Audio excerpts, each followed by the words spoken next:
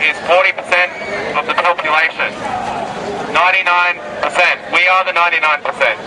40% of the population have insecure jobs. 20% of them are casual, some are labour hire, some come as independent contractors. So what I was proposing to do today was a bit of a workshop and a bit of an information session on workplace rights for insecure workers, and basically talk about the problem. It is a massive problem, and I want input from the guys who are standing around. So as I've said, obviously the term insecure work is very broad. I just want to know if anyone here, can you just put up your hand if you've either been working as a casual, if you've worked for an agency, if you've worked as an independent contractor, if you've worked for cash in hand, any of those above, put up your hand if you've been a casual. You are the 99%. You are the 99%. In 1985, when there was 15% of the population as casual, if a company lost the contract, they absorbed that. They kept their permanent workforce on. Now, if a company loses a contract, out go the casuals. They make people redundant. When they get the contract back, they bring people back as casuals. And those people work as casuals from day to day. They don't know whether they've got to work the following day. So as a casual, can I just talk to people about their experiences? Casuals, do you receive public holiday entitlement? No! Why not? Casual! No, we're casuals! Casuals, do you receive any leave entitlement? No! What do you do when you're sick? We lose money! Do you get paid? No! Do you get security? No! Is it fair? No! Okay. So, are you aware that companies do not have to pay site rates? That is not a requirement in law. It's something that has to be bargained for. Is anyone party to a collective agreement here? Okay.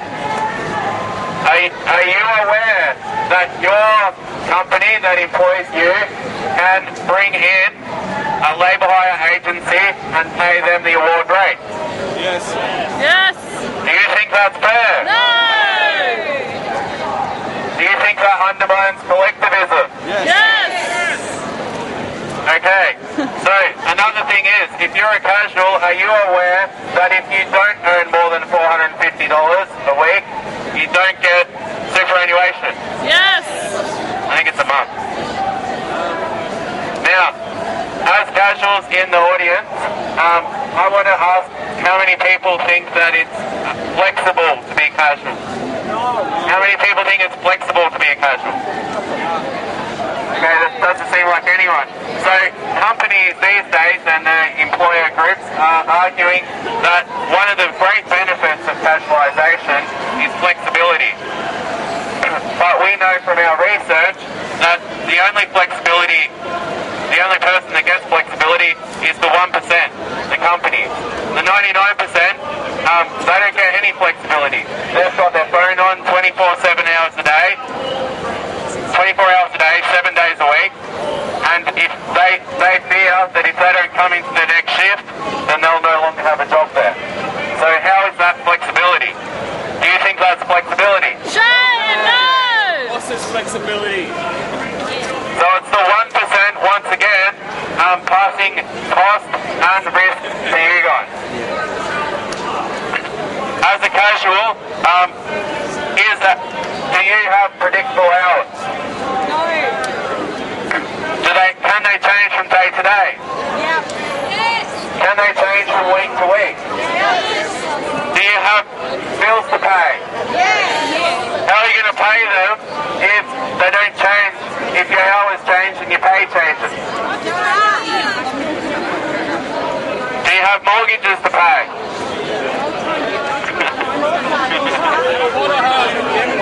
Can't get one! They've got plenty of rent to pay though.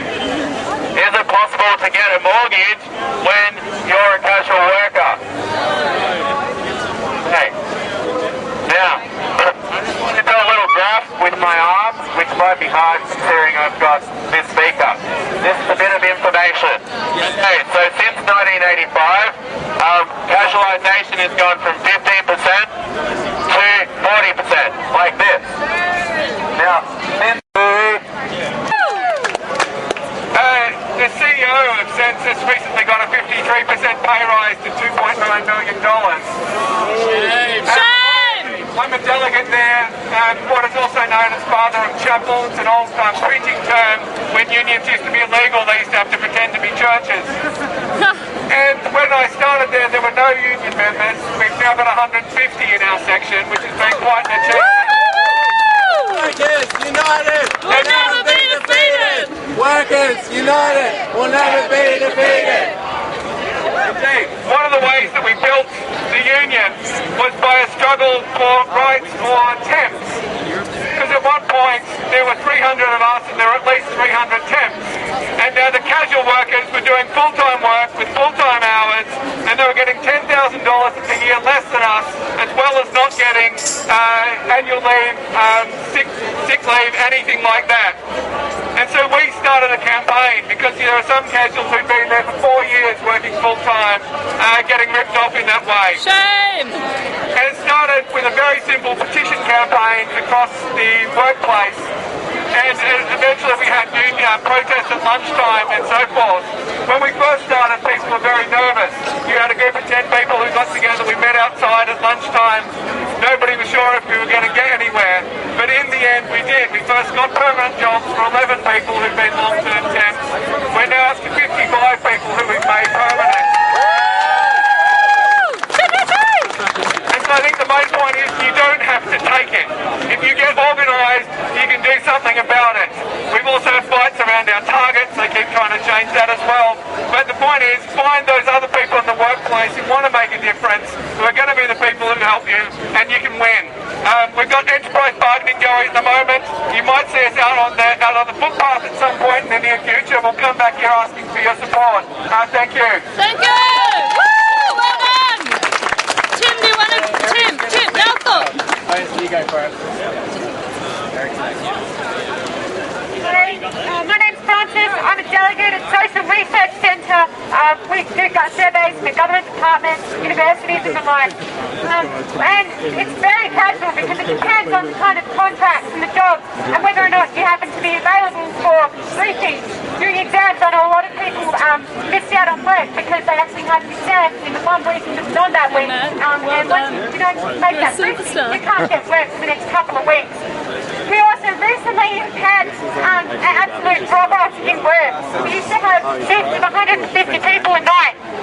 Now, I was fortunate that I got called in to be punctually briefing. I could actually make 2 days' work, and there was 10 of us there. So everyone else basically had no work, and we still have no idea when it's actually going to pick up again. And actually, I consider myself lucky because we actually got warning. They did give us plenty of warning to this is going to be happening. So I could call centrally and go, hey, I'm not going to have much work, I might need to go back on the dole, to pick up my wages. But my partner works in another call centre for field work, doing the same thing, and just every so often she doesn't get work for a week or two. Shame! And has absolutely no warning that this is happening. And she says she's no way of actually paying any bills or budgeting, anything like this, and is not entitled to anything unsuccessfully. So this is actually really, it makes it really difficult as a casual to budget, to plan, to save for things maybe like, a slight holiday or something like that. So I think this is really important that actually, the union actually does try and organise against, the increase in casualisation. I think it's really important. I'm a delegate at my workplace, so definitely I know this has been a big issue. It's one of the first things people ask me when I see people from work, like, have you been getting any work recently? Nobody has any idea what's going on. So I think it's really important that we actually, get all our union delegates together, get all the members together and actually discuss how we're going to challenge this and how we're actually going to demand job security for casual workers. Woo-hoo! My name's Eric. I'm a third-year nursing student, and Hi, Eric! we got some graduate in a few weeks' time, and I don't want to graduate into a nursing workforce that's going to leave me with less rights and conditions than nurses currently enjoy now. But that's exactly what the Baillieu government is proposing in Victoria. The Baillieu government is proposing to take away the union. I'm a nurse. I work in a private hospital, which I'm not obliged to say its name, but it's kind of up the road there. I've worked all over the world in various big city hospitals, and I never thought I'd work in the private sector. I was always proud to come from the NHS. The NHS, free and equal access to healthcare for all. What beautiful, simple terms those are. So I find myself in the private sector here because, you know, I want to come and live in your lovely country. They're the only people who are going to sponsor me. So. Thank you for that. But I've worked in 3 big city hospitals in the whole world, and I have never ever worked in a hospital in such poor conditions for staff and for patients. Shame. I want to talk about how in a year working in the union I've come to understand something about humanity and how working together you can understand people and feel stronger. Because in that workplace that I talked about a second ago, it was only myself and another unionist. We've worked hard over the last 12 months to get our hospital unionised, so we can get the nurses so that they can get decent wages, so that we can represent our patients with pride. We now have a union membership of nearly 90% now. Two reps to 14. Well done! Those 14 we've created some union monsters. You know, people who would never even contemplate talking about politics anymore.